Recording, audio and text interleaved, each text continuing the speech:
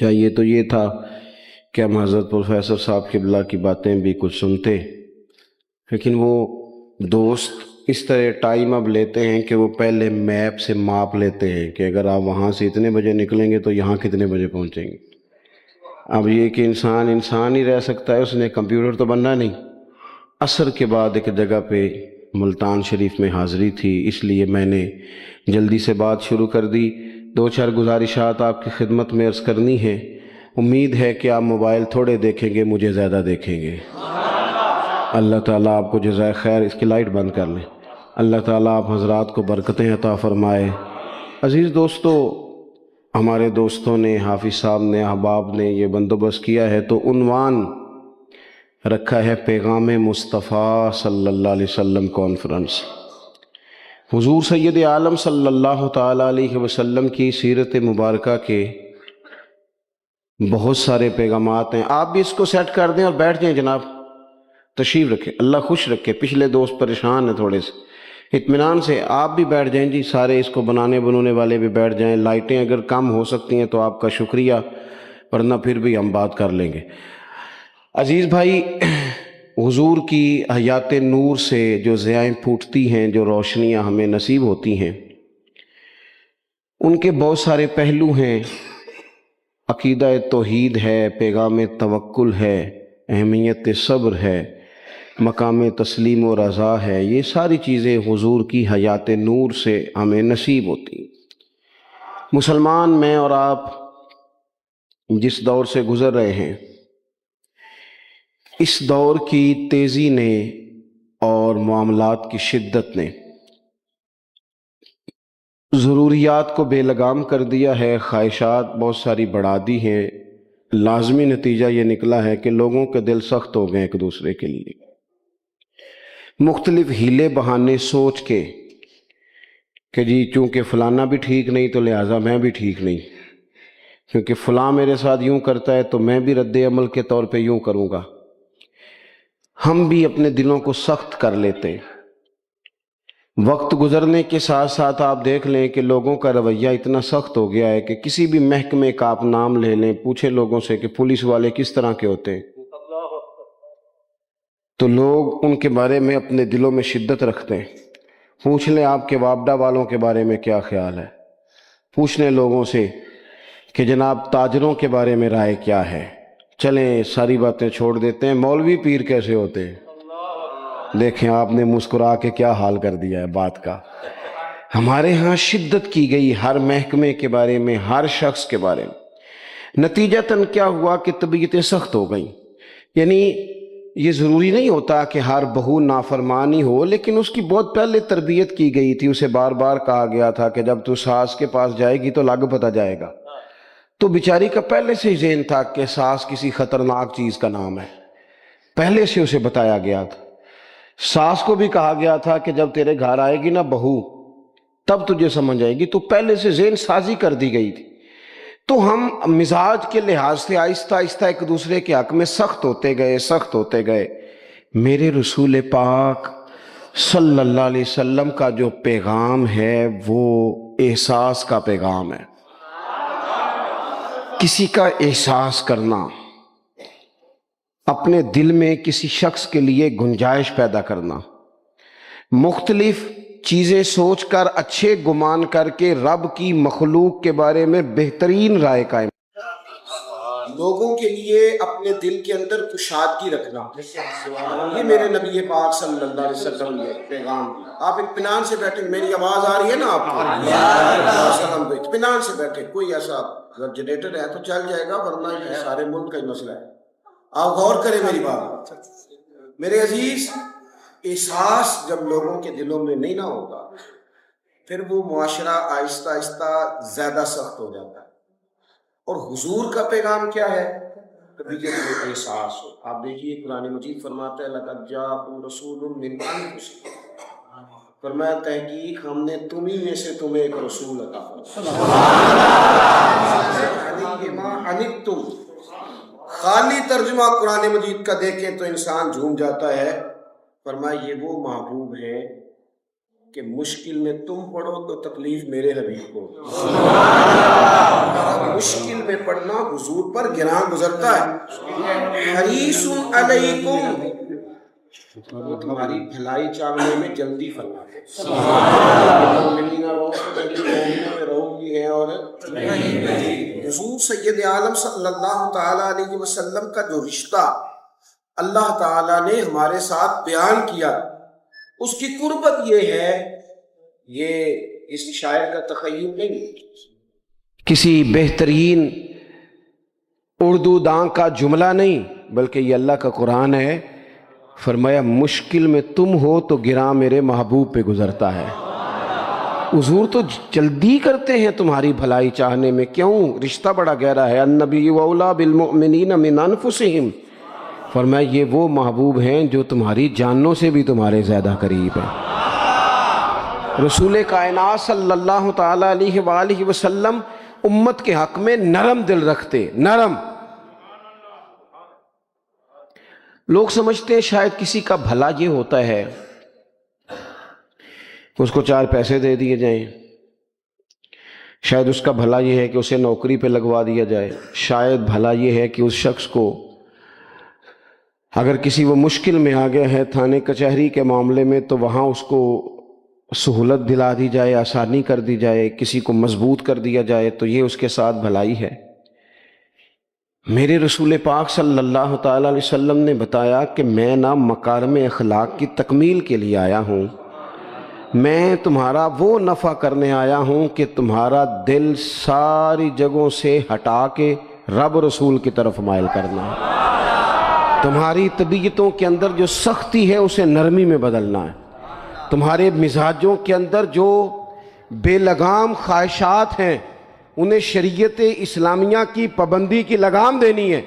حضور سید عالم علیہ السلام نے لوگوں کی اصلاح کا جو دیکھیں نا، اگر کسی گھر میں بگڑے بچے سنور جائے نا تو روٹی تھوڑی بھی ہو تو گزارا ہو جاتا ہے، اگر گھر والے اخلاقاً اتنے اعلیٰ ہوں، ایک دوسرے سے پیار کرتے ہوں تو تھوڑے پیسوں پر بھی وقت گزر جاتا ہے۔ رسول پاک کا دل دھڑکتا تھا، کس لیے؟ صرف اس لیے نہیں کہ لوگوں کو نوکریاں مل جائیں، مال مل جائے، لوگ جو ہیں ان کے گھر کشادہ ہو جائیں، بلکہ حضور کا دل دھڑکتا تھا کہ لوگ دوزخ سے بچ جائیں، جنت کی طرف ان کا سفر ہو جائے، ان کے دلوں سے حسد کو، تکبر کو، غرور کو، انا کو، خود پسندی کو، عجب کو نکال دیا جائے۔ یتلو علیکم آیاتنا ویزکیکم، ان کا تزکیہ کر دیا جائے، دل صاف کر دیے جائیں۔ رسول پاک صلی اللہ علیہ وسلم احساس کے ساتھ جاتے ہیں۔ ہمارے ہاں نا تبلیغ ہوتی ہے لیکن اس میں درد نہیں ہوتا، الا ماشاء اللہ، اچھے لوگوں کی بات نہیں کرتا۔ لو میرے جیسے آدمی نے تقریر کرنی ہے، گھنٹہ گزارنا ہی ہے، تو پھر بعض اوقات نفس کی خواہشیں غالب ہوتی ہیں تو وہ اصلاح سے زیادہ شوق داد لینے کا غالب آ جاتا ہے۔ وہ آپ کو پتہ ہے نا، وہ ہمارے ہاں پھر وہ نقیب محفل بیچارہ کبھی بھاگ کے ادھر چلا جاتا ہے، کبھی بھاگ کے ادھر آتا ہے، کہتا ہے میں نے جملہ دینا ہے۔ اب وہ ایسے لگتا ہے جملہ نہیں دینے لگا، کوئی ایٹم بم دینے لگا ہے، جس میں اتنی اسے پریشانی، ایک جملہ کہنے لگا ہوں، سنبھال کے رکھنا، ضائع نہ کرنا، یہ نہ کرنا۔ وہ تو جملہ رہنے دے، تو آیت دے ہمیں کوئی قرآن پاک کی، تو ہمیں کوئی حدیث پاک سنا، تو اس حدیثی بات کر، یہ تو مطلب۔ اور پھر وہ داد کا اتنا شوق کہ جب تک سارے ہاتھ نہ کڑھیں، جب تک شمال جنوب والے نہ بول پڑیں، تب تک بات نہیں ہوگی۔ یہ کیسی بات ہوئی؟ اصلاح کے اندر تو آپ کا درد آپ کی زبان سے زیادہ اثر رکھتا ہے۔ اقبال کہنے لگے کہ بات جو دل سے نکلتی ہے اثر رکھتی ہے، پر تو نہیں، پر طاقت پرواز مگر رکھتی ہے۔ وہ تو اڑتی ہے، وہ تو اس کی تو پذیرائی ہوتی ہے، اگر بات دل سے نکل رہی ہے تو۔ عزیز بھائی یاد رکھیے گا، حضور سید عالم علیہ السلام درد دل کے ساتھ دعوت دیتے لوگوں۔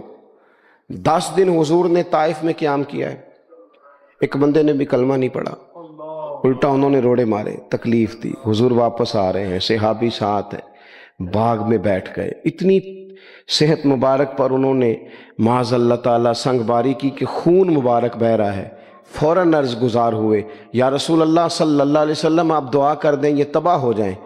فرشتہ بھی حاضر ہو گیا، حضور آپ دعا کریں یہ تباہ ہو جائیں۔ لیکن محبوب کے دل میں نرمی ہے نا امت کے لیے، اگرچہ یہ ساری امت دعوت ہے اس وقت، پر اس وقت بھی نرمی ہے. محبوب کریم علیہ الصلوۃ والسلام نے ہاتھ اٹھائے. صحابی کہتے ہیں میرے دل میں خیال آیا اب یہ تباہ ہو ہی، میری طرف دیکھیں جی، اب یہ تباہ ہو ہی جائیں گے، اب کوئی نہیں بچا سکتا انہیں تباہ ہونے سے. لیکن حضور نے کیا کہا اے اللہ انہیں ہدایت دے دے، انہیں پتہ ہی نہیں یہ کیا کر رہے ہیں. فوراً عرض کی یا رسول اللہ ایک نے بھی کلمہ نہیں پڑھا، ایک نے بھی کلمہ نہیں پڑھا. کبھی پتھر مارنے کے والے کے لیے بھی دل میں احساس ہوتا ہے. ہمیں تو کسی نے کچھ بھی نہیں کہا، کوئی گالی نہیں دی، کچھ نہیں کہا، پر ہم سخت کیوں ہیں بھلا؟ وہ ہمارے پیچھے نہیں چلتا ہاتھ باندھ کے، جی میں ہاں نہیں ملاتا، تو ہمارا دل اس کے لیے سخت ہے. دو ہی تو بندے ٹھیک ہے دنیا میں، ایک میں ٹھیک ہوں اور ایک جو میری ہاں میں ہاں ملائے پوری وہ ٹھیک ہے. دونوں ہاتھ باندھ کے پیچھے چلے، تیسرے کو میں کیسے ٹھیک ہونے دیتا ہوں؟ میرا مزاج ہی نہیں. اللہ ماشاءاللہ ہماری طبیعت ہی نہیں ہوتی ایسی. خدا کے بندو جب دل کشادہ ہوں، طبیعتیں کھلی ہوں، پھر اس طرح کا تھوڑی مزاج ہوتا ہے. کریم محبوب صلی اللہ علیہ وسلم سے عرض کی حضور ایک نے بھی نہیں کلمہ پڑھا اور پھر بھی آپ کے دل میں اتنی وسعت ہے، آپ ہدایت کی دعا کر رہے ہیں. 10 دن لگائے ایک شخص بھی نہیں آ رہا. تو محبوب کیا فرمانے لگے؟ کریم فرمانے لگے مجھے پتہ ہے انہوں نے تکلیف دی ہے، ایک نے بھی کلمہ نہیں پڑھا، جلدی نہ پریشان ہو جایا کریں. کچھ لوگ جلدی کچے جملے بوئے، ساڑی قوم نہیں ٹھیک ہو سکتی جی، ایسمو لگتا کچھ نہیں ہو سکتا دی، یہ نہیں ٹھیک ہو سکتے. شکوہ ظلمت شب سے تو کہیں بہتر تھا، اپنے حصے کی کوئی شمع جلاتے جاتے. اللہ کے حبیب صلی اللہ علیہ وسلم سے عرض کی یا رسول اللہ صلی اللہ علیہ وسلم ایک بھی نہیں مانا اور آپ نے پھر ہدایت کی دعا کی. تو یہ میرے محبوب کا امید کا طریقہ ہے. کریم فرمانے لگے اگر آج یہ نہیں مانتے تو پھر بھی تباہی کی دعا نہیں کرنی، یہ نہیں مانتے تو ان کی آنے والی نسلیں مان جائیں گے لوگ. اپنے دل میں جب آپ نرمی لے آتے، ہمارے سینکڑوں نوجوان گناہوں میں چلے گئے ایک علاقے سے. جو آدمی گناہ میں مبتلا ہوتا ہے وہ سخت تکلیف میں ہوتا ہے. انسان کو جو چیز سب سے زیادہ ستاتی ہے وہ اس کی اپنی غلطیاں ہوتی ہیں. حدیث میں فرمایا ما حاک فی صدرک، کھٹکتا ہے سینے میں، چبھتا ہے گناہ. یہ تکلیف دہ معاملہ ہوتا ہے، تڑپتے ہیں لوگ، سسکتے ہیں. لیکن روایتی انداز سارا جب ہماری مجالس اور محافل میں ہو جاتا ہے، کوئی نہیں وقت دینے والا، پیار کرنے والا، تھپکی دینے والا، بازو تھام، کوئی نہیں. ایک تقریر وہ ہے جو میں آپ سے کرتا ہوں، بس ٹھیک ہے گھنٹہ گزارنا ہے، تو وہ بھی کئی میری طرح کے لوگ ہیں جو جمعرات کو فیصلہ کرتے ہیں سویرے کیا بیان کرنا ہے. حالانکہ میری طرح کے جو چھوٹے ہیں وہ ہفتے سے ہی تیاری شروع کر لیتے ہیں تاکہ کچھ غور فکر کر کے قوم کے سامنے رکھا جائے. ضروری اب ایک تقریر میں آپ سے کرتا ہوں، سمجھانے کے لیے عرض کرتا ہوں. ایک تقریر ایسی ہے جو خطیب صاحب آپ سے کرتے ہیں اور خدا نہ خواستہ اللہ تعالیٰ معاف کرے صرف سمجھانے کے لیے اگر ان کو پتہ چل جائے کہ ان کا بیٹا کسی غلطی میں مبتلا ہو گیا تو پھر بھی اسی طرح ہی داد و تحسین کے لیے لش پش کر کے تقریر ہوگی؟ نہیں، پھر یہ انداز نہیں ہوتا. پھر تو بچہ کو سامنے بٹھا کے باپ اپنی پگڑی اس کے پیروں میں رکھتا ہے، پھر تو ماں دوپٹہ پیروں میں رکھتی ہے، کہتے پتر میری کمائی نہ اجاڑ دینا. اور نہ پتہ چلا تو سگریٹ پینے لگ گیا، خدا خیر کرے، تیری مہربانی. سوتا نہیں، اس کا چہرہ پریشان ہے. اب بات آئی ہے اب یہ وقت آیا تبلیغ کا، اصلاح کا. اسے منت کر کے سمجھایا، اس کو گزارش کی. اس نے کہا ابا جی غلطی ہو گئی تھی، آئندہ نہیں کرتا. پوری اس نے تسلی دی، پھر بھی نہیں سوتا. بچہ تو وعدہ کر کے چلا گیا، پھر بھی نہیں سویا. وہ اپنے کمرے میں چلا گیا اور اس نے مصلی بچھا لیا. کہا یا اللہ یہ میری عمر کی کمائی ہے، مالک اسے ہدایت دے دے. او بھائی جب تو اس انداز میں ملت کے ہر بیٹے کی اصلاح کرنے لگے گا، اور اس سے مراد صرف خطیب واعظ ہی نہیں، حضور نے ہم سب کے ذمہ لگایا تھا بلغ عنی ولو آیا. ہم سب کی ذمہ داری ہے لوگوں کے لیے، لوگوں کو قائل کریں. مجھے بتاؤ اپنی ذات کے حق میں قائل کرنا ہو تو کرتے ہیں کہ نہیں؟ ہوتا ہے نماز کی دعوت ہم کیسے دیتے ہیں؟ ہم کہتے ہیں پڑھ لیے کر نماز، اتنے پیسے کہاں لے کے جائے گا. یہی دعوت ہوتی ہے نا. وہ کہتا ہے تو نے اپنی قبر میں جانا اور میں نے.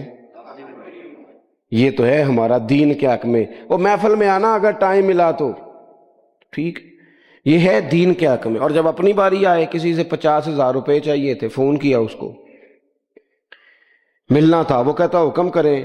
کہتے نہیں نہیں ٹیلی فون والی بات نہیں. کہتے میں تو 2 بجے ملوں گا، تو 2:30 بجے مل، پر میں مل کے کرنی ہے. پھر جاتے ہی اس سے 50,000 مانگا نہیں، پہلے منت کی، دکھ سنایا، پھر اسے ثابت کرایا کہ تیرے علاوہ دینا بھی کسی نے نہیں، سارے غلط بندے ہیں، تو ٹھیک ہے معاذ اللہ. پھر اس کو یہ بھی ثابت کرایا وقت پہ واپس کر دوں گا. اتنی ساری گزارش کر کے رو دھو کے جب وہ پورا قائل ہو گیا تو آخر میں کہا مجھے 50,000. صحیح کہہ رہا ہوں؟ ہاں نہ تو کرو نا، چلو ہلکا سا ایسے ایسے تو کرو نا. ہوتا ہے کہ نہیں ایسے؟ او بھائی اپنے حق میں قائل کرنا تھا تو تجھے سارا طریقہ آتا تھا، اور رب رسول کے حق میں قائل کرنے کا تجھے طریقہ ہی نہیں آتا. تجھے پتہ ہی کوئی نہیں کہ کیسے قائل کرنا ہے. اپنے لیے تو نے قائل مائل کرنا تھا، سارا پتا تھا، سب خبر تھی کیسے منانا ہے. اور کسی کو مسجد کے لیے منانا تھا تو کہتا جی میری کو مانتا ہی نہیں، میری کون سنتا ہے.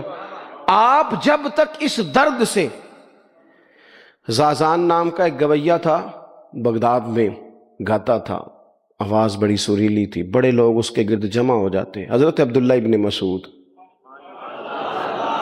رضی اللہ تعالیٰ عنہ، حضرت عبداللہ ابن مسعود، یہ وہ خوبصورت ہستی ہیں کہ محبوب نے فرمایا ان سے قرآن سیکھا کرو، یہ اسی طرح پڑھتے ہیں جس طرح میرے اوپر نازل ہوا تھا. حضرت عبداللہ ابن مسعود رضی اللہ تعالیٰ عنہ صحابہ میں مفتی، صحابہ میں قاری، بڑے آدمی. حضرت عبداللہ ابن مسعود ایک دن گزر رہے تھے کسی مقام سے جہاں بھی وہ رہتا تھا، تو وہاں اللہ معاف فرمائے گانے بجانے کی مجلس سجی ہوئی تھی، وہ گا رہا تھا. آپ گزرے تو کانوں میں ہلکی سی آواز گئی. قریب ایک شخص سے پوچھا یہ کون ہے، کس کی آواز ہے؟ کہا حضرت یہ زازان نام کا ایک گویہ ہے.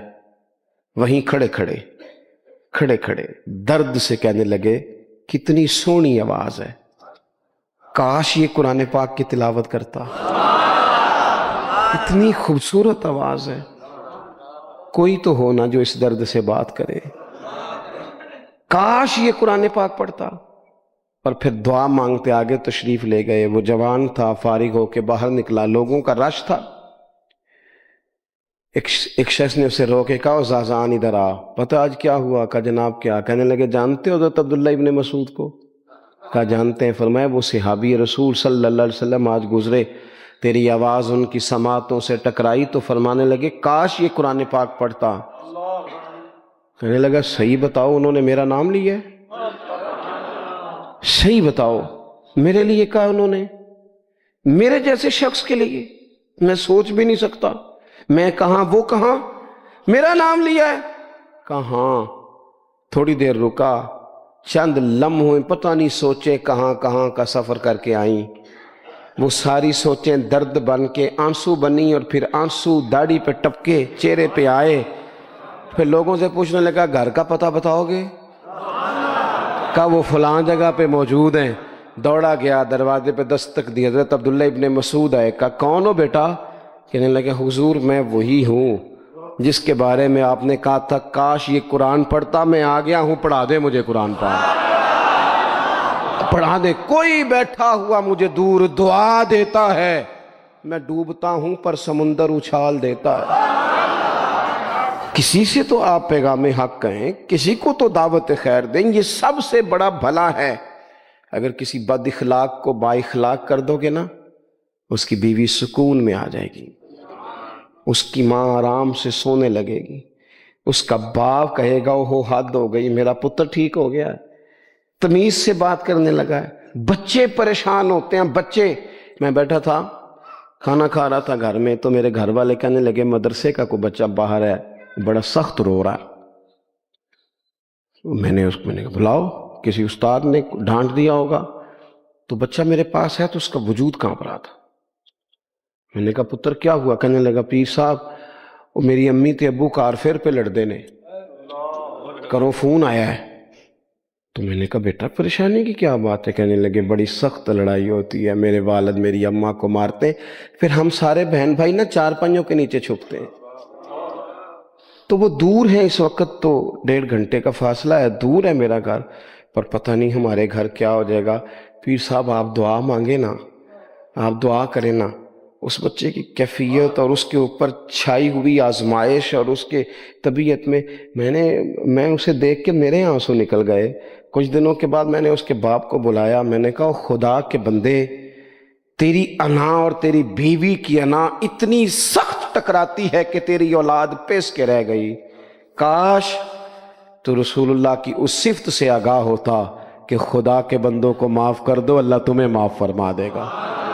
کاش تمہارے اندر وہ کیفیات ہوتی، تمہارے بچے میلوں دور رہ کے بھی تڑپتے ہیں کہ جانے گھر میں، کیوں؟ اس لیے کہ گنجائش نہیں دلوں میں، کوئی اخلاقی تعلیم نہیں۔ ہم نے اپنے گھروں کو خود اپنے ہاتھوں سے اتنا آزمائش کا گھڑا بنا لیا ہے، لڑائیاں، جھگڑے، مصیبتیں، کیوں؟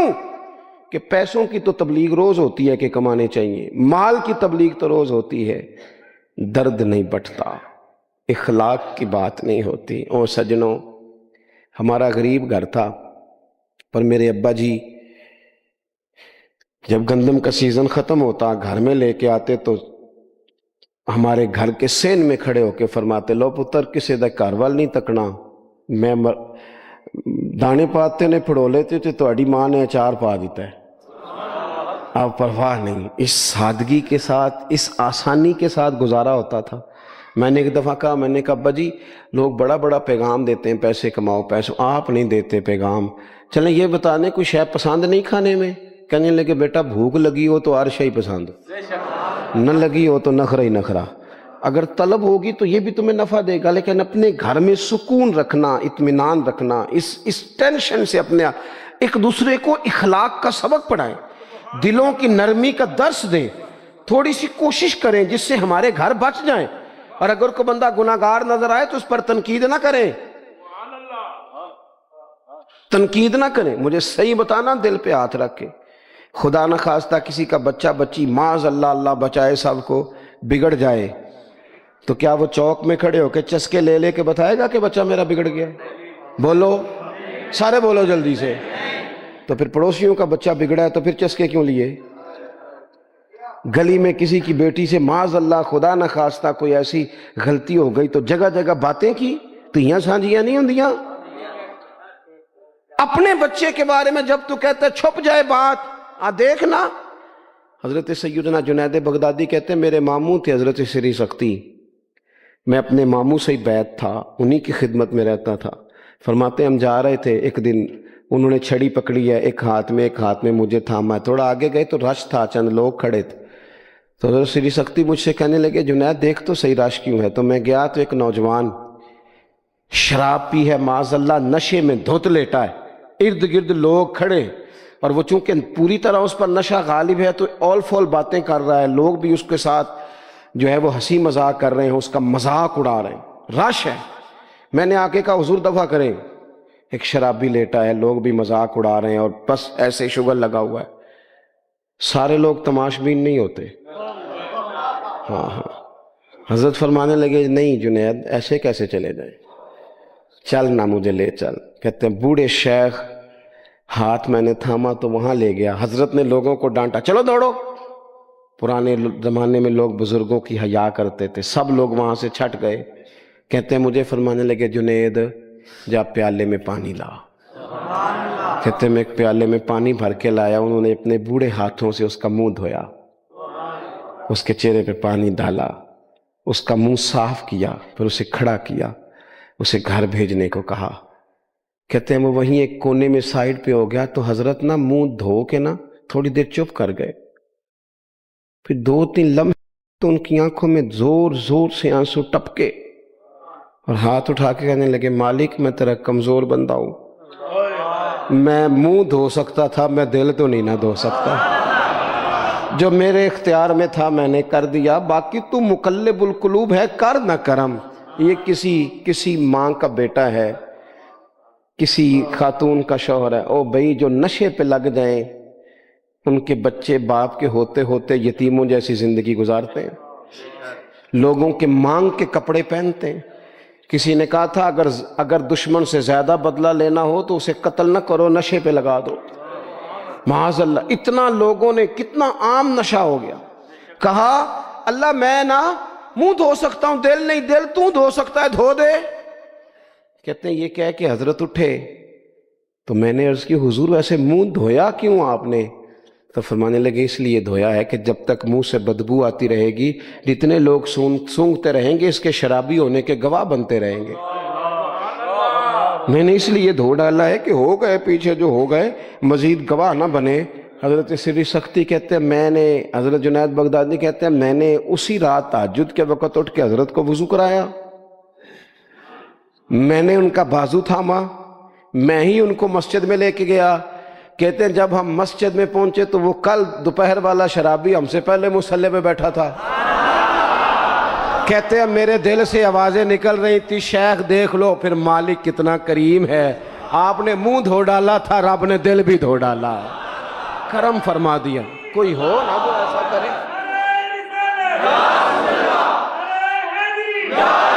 آؤ نا سنگیوں ملیں، ایک دوسرے کا منہ تو دھونا شروع کرے نا. آؤ نا ایک دوسرے کو یہاں تک وضو کا پانی تو فراہم کرے نا، کچھ تو خیر تقسیم کرے. اخلاق کی تربیت کا میں دیکھتا ہوں ہمارے وطن میں اضطراب ہے، بے چینی ہے، اس طرح کا ماحول بنایا گیا ہے کہ لوگ ایک دوسرے کے حق میں سخت ہو گئے ہیں، مزاجوں میں تلخیاں ہیں، لڑتے جھگڑتے ناراض ہوتے لوگ، بگڑتے کوستے ڈانٹتے شکوے کرتے لوگ. شکوہ جو ہوتا ہے نا یہ بندے کو بے چین کر دیتا ہے، شکر بندے کو سکون میں مبتلا کرتا ہے. شکوے آزمائشیں اپنے دلوں میں وسعت لائیں، ایک دوسرے کو اصلاح کی طرف لائیں، ایک دوسرے کو پیغام دیں، ایک دوسرے کی تربیت کریں. تھوڑا سا حوصلہ، تھوڑا سا صبر، تھوڑی سی گنجائش اپنی طبیعتوں میں پیدا کریں. اپنے بچوں پر سب سے زیادہ نگرانی یہ کریں کہ ان کا اخلاقی معیار کیا ہے. اگر میں اور آپ خدا نہ خواستہ بچوں کو صرف یہ تربیت دیں گے نا کہ وہ پیسہ پیسہ پیسہ پیسہ، شادیاں بھی پیسے دیکھ کے کریں گے، تو یاد رکھنا پھر ایک دن وہ یہ بھی کہیں گے کہ ابا کاش تم کو ڈھابے کا کام کرتا تو آج ہمارے پاس بھی پیسے ہوتے. پھر باپ سے بھی پیسوں کا ہی مطالبہ ہوگا، پھر لوگ ماں باپ بھی پیسوں کے لیے چھوڑ کے چلے جاتے ہیں. پھر جب آپ نے تربیت جس چیز کی تھی تو نتیجہ بھی تو وہی برآمد ہوگا. یہ تو نہیں ہو سکتا کہ بندہ بیج کوئی اور لگائے اور درخت کوئی اور نکلے، یہ ہو نہیں سکتا. اگر ہم اپنے باپ سے روز جھگڑا کریں گے 5 مرلے کے لیے تو یاد رکھنا پھر ہمارا بیٹا 1.5 مرلے کے لیے بھی جھگڑا کرے گا. پھر معاملہ اس طرح کا مرتب ہوگا. ایک دوسرے کو اخلاقی پیغام دینا ضروری ہے. آخری بات آپ کی خدمت میں یہ عرض کرنی ہے اور یہ میری خواہش ہے کہ آپ اس پر زیادہ توجہ کریں گے انشاءاللہ. آپ سارے ویڈیو بنائیں، مجھے کوئی اعتراض نہیں، پر مہربانی کریں دیکھیں تو میری طرف نہ. جب آپ لائیو چلاتے ہیں تو پھر اسی کو دیکھتے ہیں، وہ پھر کہتا ہے کہ یہ کمنٹس آ گیا تو دوسرا آ گیا. اللہ کرے میری بات آپ کے دل میں اتر جائے. آپ تھوڑی سی توجہ کریں، میں کیا عرض کرنا چاہتا ہوں، غور کریں میرے بھائی. ملک میں نا مہنگائی تیزی سے عروج پکڑ گئی ہے، اور مہنگائی جب ہوتی ہے نا تو امیروں نے تو مال بیچنا ہوتا ہے تو ان کا دگنا ہو گیا تو وہ تو اور امیر ہو گئے، تو غریبوں کے لیے مشکلات بڑھ گئی ہیں. جو طبقات بیچارے تنخواہ دار تھے، کمزور تھے، میری طرف دیکھیں جناب، وہ اور کمزور ہو گئے. ہمیں زیادہ تو نہیں لیکن اتنا ضرور کرنا چاہیے. یہ قرآن پاک دے دیں جی، جی مجھے دے دیں، لے لیا تشریف رکھیں آپ. عزیز بھائی تھوڑا سا نا، زیادہ نہیں، 3 لوگ مل کے ایک غریب آدمی کا خیال تو رکھ ہی سکتے ہیں نا. لیکن غریبوں سے بھی عرض کروں گا، سہارا بندوں کو نہیں بنایا کرتے، سہارا رب رسول کو بنایا کرتے. کسی سے تھوڑی سی مدد لینا تو ٹھیک ہے، چلو آگے جانے کے لیے تھوڑا سا سہارا لے لیں کہ اب مشکل ہے تو یہ کراس نہیں ہو رہا رستہ، تھوڑا سا سہارا تو لے لیں. لیکن جو لوگ مستقل سہاروں پہ آ جاتے ہیں ان کا تو پھر اپنی طاقت ہی ساری ختم ہو جاتی. گردن کو جھکا دیتا ہے خیرات کا پتھر، جہاں میں مانگنے والوں کے سر کبھی اونچے نہیں ہوتے. تھوڑی سی ہم نے ایک دوسرے کی مدد کرنی ہے. جو لوگ زیادہ مالدار ہیں ان سے میری گزارش ہے کہ تھوڑے سے خرچے کم کر لیں، اپنے ہاتھوں سے تقسیم کریں. یہ چھوڑ دیں کہ وہ میرے چچا کے جو بیٹے ہیں وہ میرے ساتھ اچھا سلوک نہیں کرتے، وہ فلانے ہیں، وہ ان کا سلوک اگر وہ کریں گے تو اللہ سے اجر لیں گے. آپ اگر ان کو محسوس کرتے ہیں نا وہ غریب ہیں، ماموں کے بیٹے، چچا کے بیٹے، گلی والے، محلے والے، تو تھوڑا تھوڑا کر کے اپنے بھائیوں کی مدد کرنی شروع کریں. دیکھو عید پہ کپڑے تھوڑے لے لو نا، ویسے بھی سوٹ کی ضرورت تو صرف عید پڑھنے کے لیے، بعد میں تو کپڑے بدل کے گوشت کرتے ہیں، تو بچے ویسے سوئے رہتے ہیں سارا دن. تھوڑی سی نا اپنے اضافی خرچے کم کریں. غربا کی تھوڑی، یہ عید گزری تھی نا چھوٹی تو شادیاں شروع ہو گئی تھی. میرے پاس لوگ بہت زیادہ آتے ہیں، چونکہ نیک آدمی سمجھ کے، اچھا گمان کر کے لوگ دعاؤں کے لیے کہتے ہیں، تو ان کے دکھ سن کے نا تو کئی دفعہ سوچتے ہیں کہ یار یہ جو امیروں نے اتنے مہنگے مہنگے ہوٹلوں میں روٹیاں کھائیں، اتنی مہنگی مہنگی گاڑیاں پجارو، یہ اللہ کے حضور جواب بھی تو دینا ہے نا. ہم نے ایک دوسرے کا خیال چھوڑ گئے، دو چار باتیں سوچ کے نا، وہ جی اس کے گھر میں 3 لوگ ہیں، کام کیوں نہیں کرتے؟ خدا کے بندے کرتے ہیں کام، لیکن محنت سے نہیں ملتا، خدا کے فضل سے ملتا ہے. تیرے اوپر فضل ہے، تجھے اب باتیں آتی ہیں، لیکن کئی دفعہ سارے بھی کریں تو رزق جب ہی آتا ہے جب رب چاہتا ہے. ایک تو وہ لوگ ہیں جو ہاتھ پھیلا کے مانگ لیتے ہیں، ایک سفید پوش ہوتے ہیں، لا یسألون الناس الحافا، جو لپٹ لپٹ کے سوال نہیں کر سکتے. ان کو دیکھیں، بالخصوص اپنے بہن بھائیوں میں، قریبی رشتہ داروں میں، پڑوسیوں میں تھوڑی تھوڑی لوگوں کی مدد کریں اور اپنے خرچے بتدریج کم کریں. خواہش تو بچوں کی طرح ہوتی ہے، ایک خواہش پوری کریں تو دوسری پیدا ہو جاتی ہے، دوسری پیدا کریں تو 4 خواہشیں اور کھڑی ہیں. یہ نفس تو بچے کی طرح ہے. اپنی خواہشات تھوڑی کم کر کے، یہ حکومتوں سے آپ امید نہ رکھیں. ہمارے ملک میں جتنی سیاسی جماعتیں حکومتیں کر چکی ہیں یا کر رہی ہیں، ان سے کوئی توقع نہیں. یہ بیچارے تو اپنے جھگڑوں سے ہی باہر نہیں آتے، انہیں کیا خبر کہ غریب کہاں بستا ہے. جب تک بندہ وہاں سے ہو کے نہیں نہ گزرتا جو اصل جگہ ہے. تمہیں یہ جو تم اے سی والے کمروں میں بیٹھ کے اور جناب نیسلے کی بوتلیں رکھ کے پریس کانفرنس کرتے ہو، تمہیں کیا پتا ہو، تمہیں کیا خبر ہو کہ بچوں کی فیس دینی ہو تو بوڑھے ماں باپ پہ کیا گزرتی ہے. تمہیں کیا خبر ہو کہ عید آ گئی ہے تو بوڑھے کس طرح مشورے کر رہے ہیں کہ اگر عید کر کپڑے نہ کر لیتے ساس گلا کرے گی. تمہیں کیا خبر ہو کہ کچھ غریب ایسے بھی ہیں جو بیچارے رات کو مشورہ کرتے ہیں کہ صبح ناشتے میں گھی کہاں سے لانا ہے، بچوں کے پراٹھوں کے لیے تو گھی بھی نہیں ہے، گندم امیر شہر کی ہوتی رہی خراب اور بچی کسی فقیر کی فاقے سے مر گئی. خدا را مہربانی کریں، گنجائش پیدا کریں. بندہ کبھی بھی جیب کا سخی نہیں ہوتا. بخاری شریف میں پورا باب ہے کہ بندہ غنی دل کا ہوتا ہے. اپنے دل کا غنا اپنے اندر لائیں. جب آپ کا دل سخی ہو جائے گا ساری چیزیں ٹھیک ہو جائیں گی. اللہ تعالیٰ مجھے اور آپ کو توفیق عمل عطا فرمائے. پروگرام آگے چلے گا جی. اللہم صلی علی سیدنا و مولانا محمد معدن الجود والکرم وآلہ وبارک وسلم. اللہ ہماری حاضری کو قبولیت کا درجہ عطا فرما، ہمارے گناہوں کو معاف فرما، ہماری غلطیوں سے درگزر فرما، علم نافع عمل صالح کی توفیق عطا فرما. اللہ بیماروں کو شفا دے دے، مقروضوں کو قرضوں سے رہا کر دے، تنگ دستوں کو وسعت رزق دے دے، بے اولادوں کو صاحب اولاد کر دے، اولاد والوں کی اولاد کو فرما بردار بنا دے. اس مسجد کو، حاضرین کو، مہمانوں کو، بندوبست کرنے والوں کو، سب کو بہترین صلہ عطا فرما. اللہ تعالی ہمارا خاتمہ ایمان پہ فرما، دنیا اور آخرت میں ہماری پردہ پوشی فرما، امت کی خیر فرما. پاکستان میں نظام مصطفیٰ صلی اللہ علیہ وسلم کا سویرا طلوع فرما. اللہم رب اغفر ورحم وانت خیر الراحمین وصلی اللہ تعالی علی حبیبہ محمد. آپ حضرات نا مسجد کا تقدس خیال رکھیں گے، مجھے جانے دیں گے. مجھے ہاتھ لگا کے آپ کو کچھ بھی نہیں